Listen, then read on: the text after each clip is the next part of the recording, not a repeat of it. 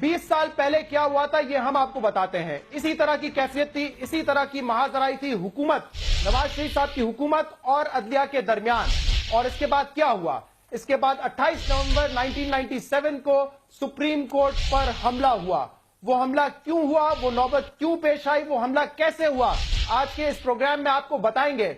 वो सहाफी जो कि सबसे पहले कोर्ट नंबर 1 में पहुंचे और वहां पे उन्होंने आवाज बुलंद की, जज साहब हजूम अदालत में घुस आया है, बराए मेहरबानी कुछ कीजिए। वो सहाफी आज हमारे साथ शो पर मौजूद हैं। उन्होंने सब अपनी आंख से देखा है, उन्होंने आवाज लगाई, जिसके बाद उस वक्त के चीफ जस्टिस सज्जाद अली शाह साहब कोर्ट रूम छोड़कर बाहर चले गए।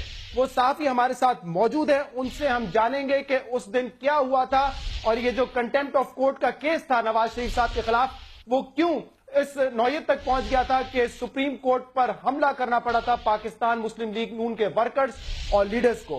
तारुफ करवाता हूं मैं फखरुर रहमान साहब का, जो कि समा के नुमाइंदे हैं लेकिन उस वक्त एक टर्किश अखबार ज़मान के लिए काम करते थे। फखरुर रहमान साहब बहुत बहुत शुक्रिया, आप हमारे साथ मौजूद हैं। जरा बताइए कि कंटेम्प्ट ऑफ कोर्ट का जो केस था वो कहां से इस नौयत तक का बन गया कि कोर्ट पर हमला करना पड़ा था? आज जो कुछ सूरत हाल नजर आ रही है वो ऐसा ही लग रहा है जैसे 20 साल पहले जी सूरत हाल जो है वो एक दफा फिर जन्म ले रही है।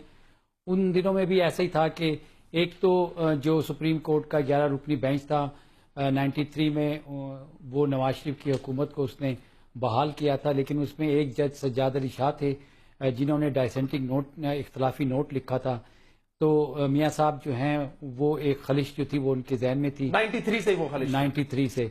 और उसके बाद फिर जब मियाँ साहब 97 में इक़्तिदार में आए तो उस वक्त सज्जाद अली शाह जो थे उनको साबिका जो वज़ीर आज़म थी बेनज़ीर भुट्टो, वो चीफ जस्टिस बना चुकी थी।